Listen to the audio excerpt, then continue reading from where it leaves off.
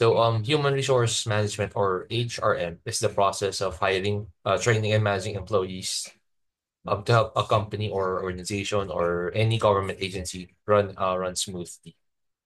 It focuses on finding the right people for the job, making sure they are treated fairly and helping them grow their careers. So basically, ito yung parang meaning or ibig sabihin ng HRM or ng Human Resource Management. Nowadays, Human Resource Management or HRM uses technology. They are gano'n sila parang ka-advanced lately. Gumagamit na sila ng technology to manage yung data ng mga tao nila, to monitor yung performance nila, and to automate tasks like yung payroll and recruitment. A strong HRM system helps businesses stay organized, keep employees motivated, and improve the overall productivity. Human resource management, very crucial, very critical component siya ng public sector because the human resource management is the one that manages yung employees o yung mga tao nila. Sila yung nagme-make sure na yung mga tao nila ay masaya. They're also the ones making sure that their salary is being credited timely sa mga bank account nila. HRM in the public sector focuses not only on efficiency and productivity, but also on public accountability. Since we are in the government, we also have to consider yung stakeholders or yung Filipino people.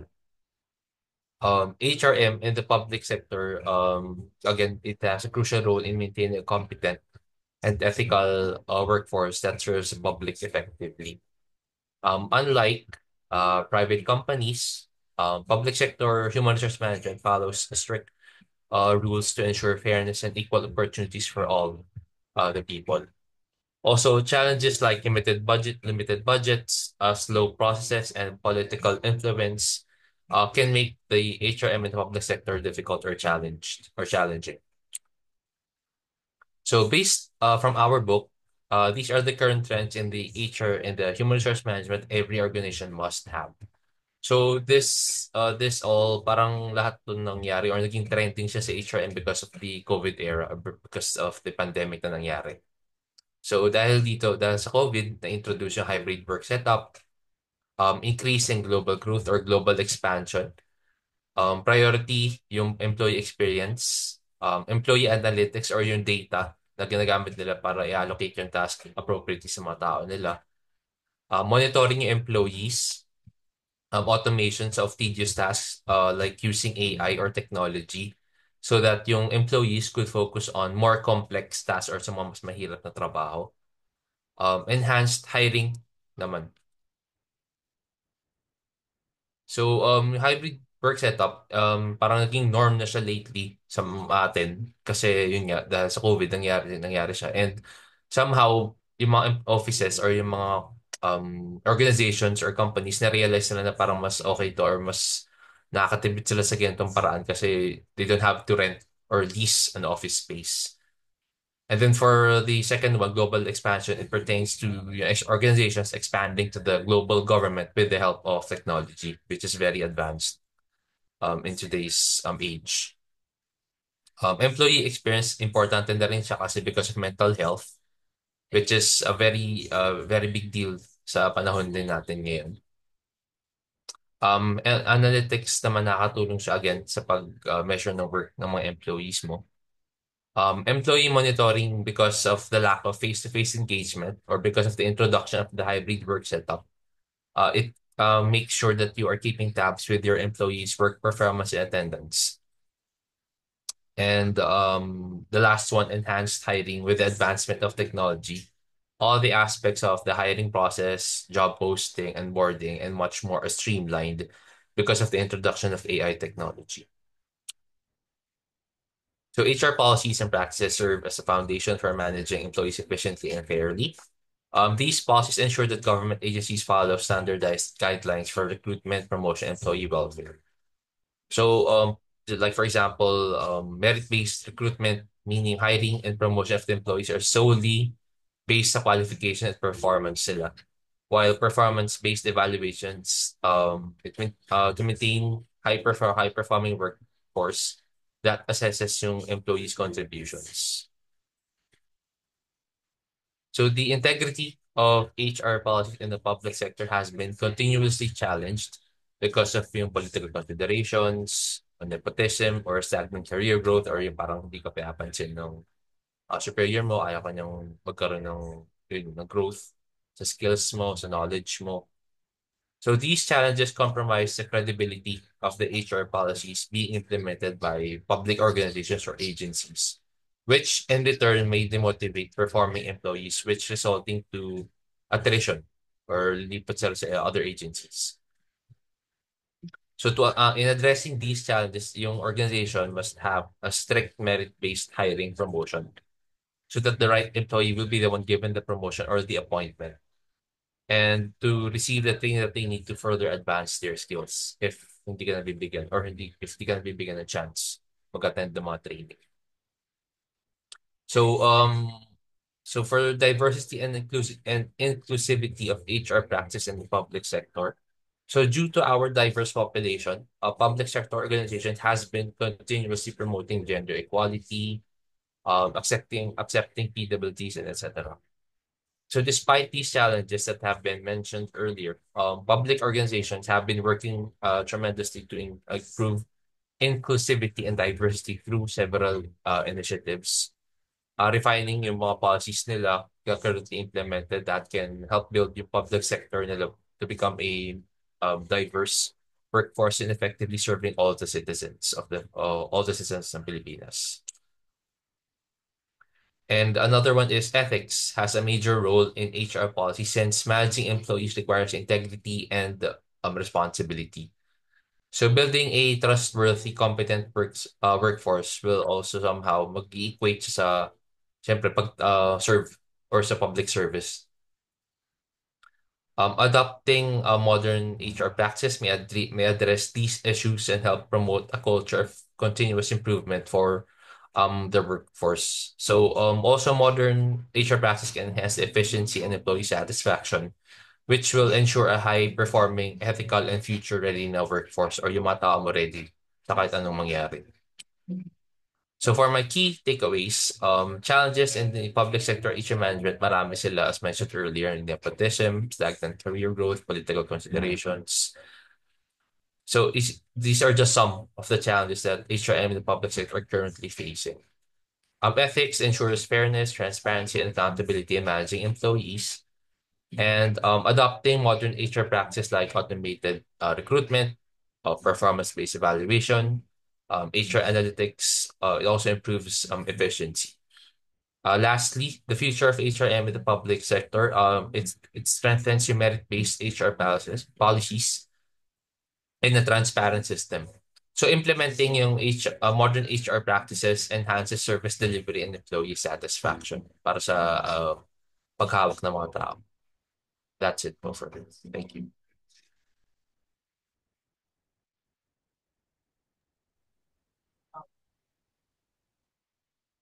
Okay, tapusin muna natin yung dalawa pa. Go ahead.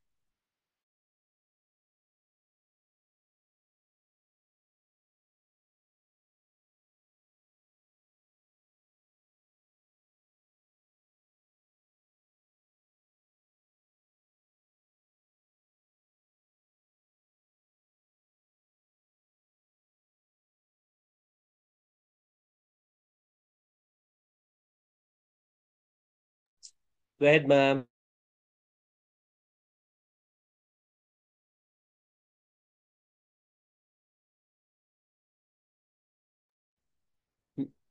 Muted kayo, ma'am. Muted.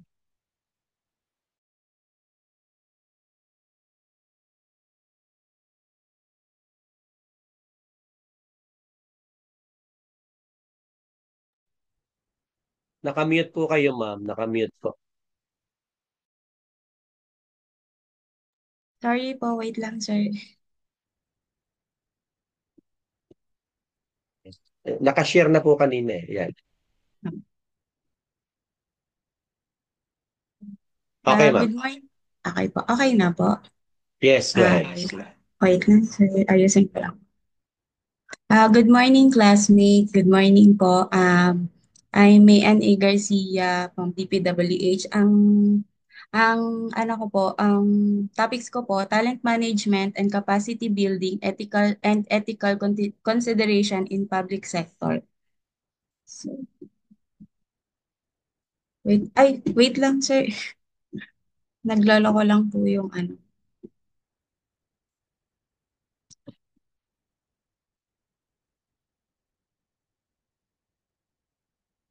So, wait lang.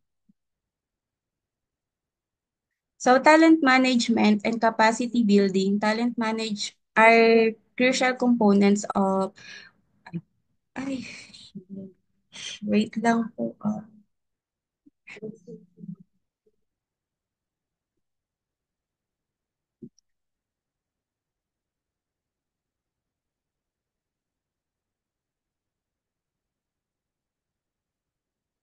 Wait lang po, nagloko lang po yung,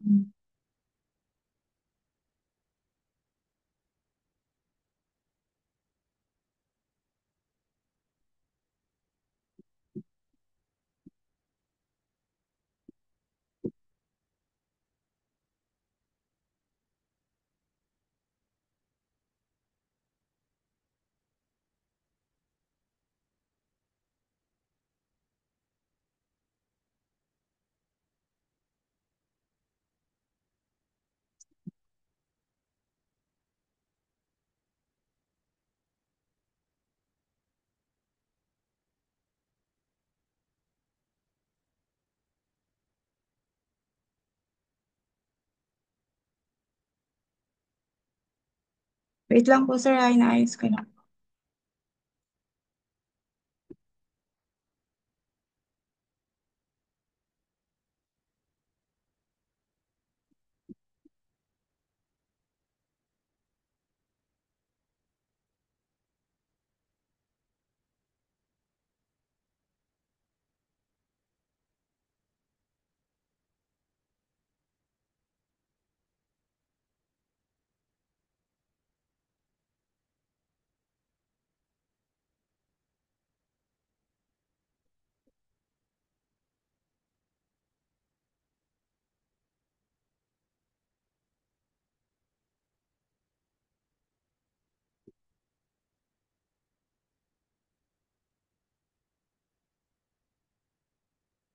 Okay na po ba yung slides?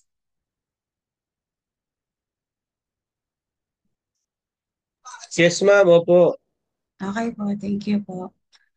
Talent management capacity building are crucial components of contemporary public administration. This concept focus on attracting, retaining, and developing skills personnel to drive organization performance and achieve public goals. Um, we have four pillars. Ay, tama. We have four pillars of talent management. Number one, talent acquisition involves the strategic process of identifying and recruiting individuals with the potential to make a significant impact on your organization's success. And also, talent development is the organization process of positioning employees for careers advancement in a way that aligning with the company mission. The talent development program activities are range from mentoring and coaching to formal training, leadership development, succession planning, on-the-job learning, and more. Talent deployment, working employees to achieve their goals in line with the organization's objectives and providing them with development opportunities. Talent acquisition is the art of keeping value individuals within an organization or SPAT team over the long term in a world where competition of the talent is retaining skills and experience individual is crucial for sustaining success.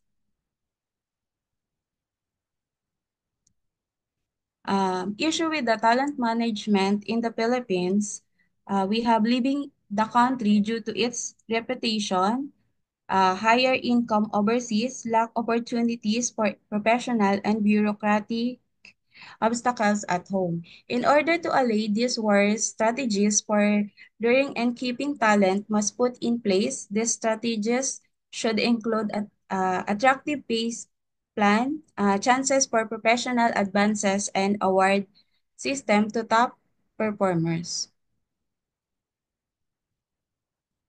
And talent management and capacity building, the value of leadership development and succession planning and in maintaining continuing and sustainability within the government agency. Future leaders is to invest in knowledge transfer methods, mentorship programs, and leadership development. Leadership mentoring provides aspiring leaders with valuable guidance, advice, and insight from experienced leader, mentors, and mentees navigate the complexity of leadership development, critical skills, and expands their professionals network. Not to mention improve confidence and self-esteem, these future leaders gain access to knowledge and experience that accelerate their growth and prepare them for leadership roles, thereby continuing the organization's success planning and efforts.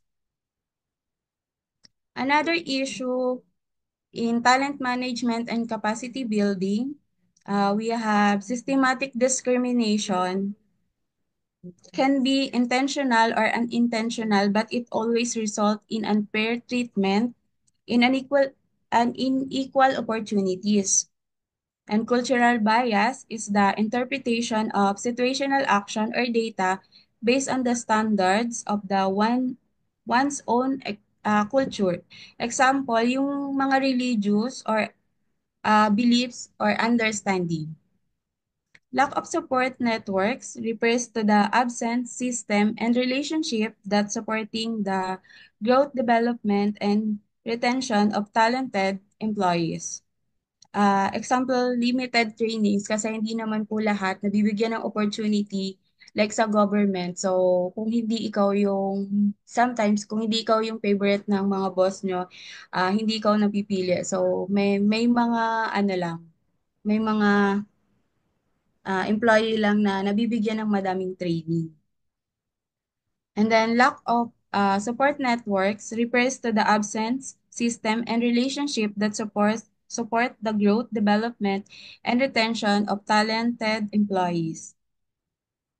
People with disability it is clear and hiring people with disability is not a charitable act but makes good business sense. People want to work, creating opportunities for them will break down the misconception of what that entails and will strength are what that entails of economy and foster a stronger sense of community.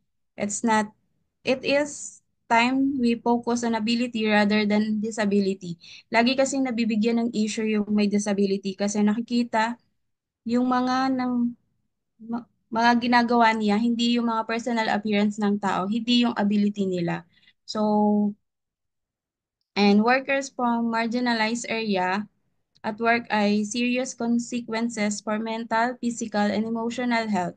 Workplace, social settings, and activities becomes a source of anxiety, leading to more feelings and isolation.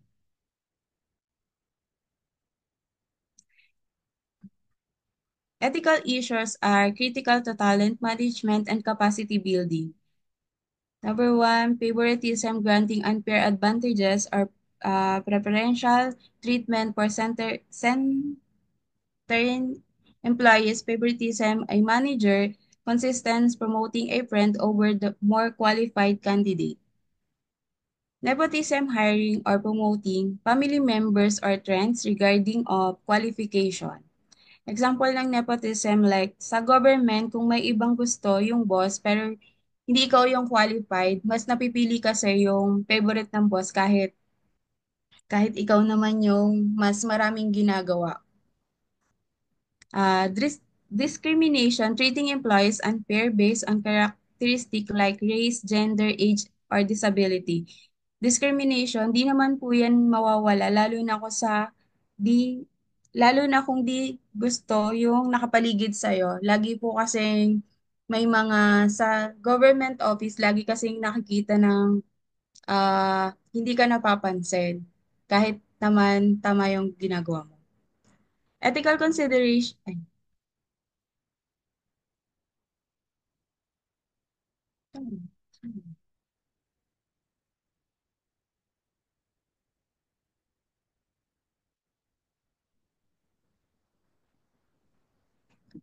overcoming obstacle for talent management and capacity building.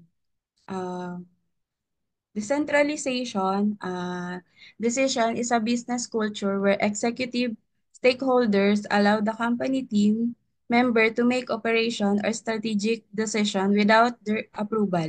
In the company that implements a decentralization structure, it's usually middle, and entry-level team member that make major decision in the company.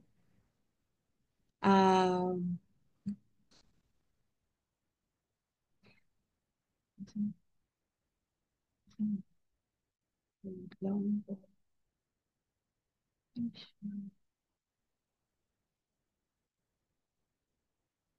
and encouraging an agile involves understanding, collaborating, learning, and staying flexible to high performance result. It is thought process that involves understanding, collaboration, learning, and staying flexible to achieve high performance result. In a in an agile work environment, the strong underlying system of guidelines offers team the ability and optimize their work for improved and more effective delivery. Empower culture, employees feels valued, trusted, and equipped to make decisions that contribute to the organization's goals. Foster an environment where employees feel valued, trusted, and equipped to make decisions that contribute to the organization's goals. This approach not only enhances productivity and innovation, but also improves the job satisfactions and retention.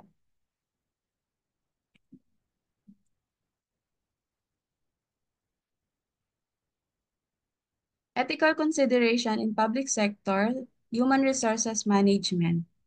In order to ensure fairness, insight, and accountability in the hiring selection, promotes and treatment of personnel within the Philippines government agency, ethical consideration in public sector in human resource management are vital.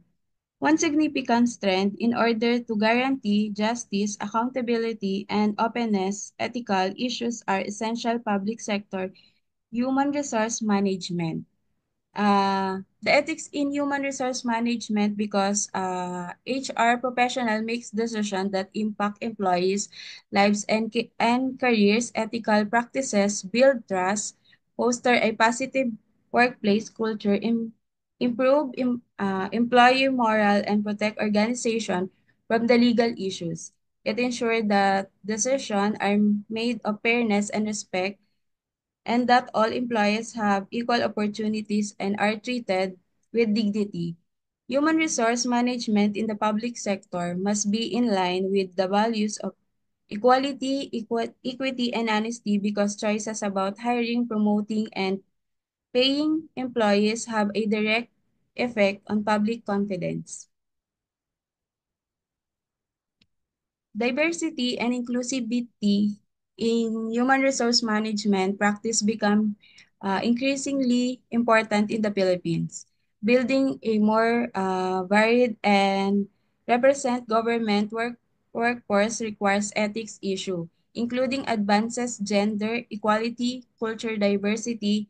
Diversity provides the potential and greater innovation and creating, while inclusion is what enables organization to realize the business benefits of this potential inclusion describe the existence in which each person is in an organization feels welcome, respected, suspected, and valued as a team member. Conflict of interest and ethical behavior in human resources. The necessity to handle conflicts of interest and unethical behavior among public officials and employees is another issue in human resources management ethics. A conflict of interest occurs when an individual's personal interests clash with their professional duties, leading the biased decision, unethical actual actions, or harm to an organization integrity. And unethical behavior has serious consequences for both public officials and employees. You can lose your job and reputation. Organization can lose their credibility, general moral and productivity can decline, or other behavior can result in significant fines and or financial losses. Strategy involving strong leadership to address different issues like encourage an environment of accountability and honesty, give staff members the assistance, training they need to deal with moral challenging. Maintaining ethical norms and values in human resource can help the Philippines strategic resource management or people strategy is about creating or coherent framework for employees to hire, manage, and develop to support an organization's long-term goals. It helps ensure that the various aspects of people management work together to drive the behavior and climate to meet performance target. The best leaders make people feel heard, understood, encouraged, and valued. They create connection, build trust, and communicate authentically. Effective leadership involves innovating and inspiring people in a way that provides a safe environment for growth and innovation, which often result in a team that routinely exceed expectation. So, yung summary, the talent management and the capacity building ethical consideration are primary in the public human resources management to ensure fairness, transparency, and accountability with government operation, public trust, professionals must maintain integrity, present discrimination, and promote equal opportunity while effective balancing efficiency and public trust. Ethical decision-making inquire as positive work environment, improves employees' morale, and strength public confidence in government. Therefore, compliance to ethic, principle, and critical for maintain professionalism and responsible supervision for public resources. Thank you po.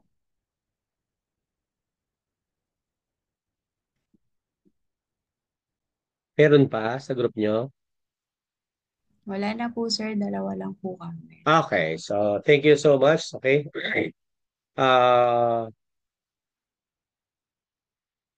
Human resource policies and practices in our country, in the Philippines public sector actually are primarily governed by the Civil Service Commission. Okay, so the ethical lapses no continues to affect human resource management, especially in the areas of hiring, promotion. Wait for a while.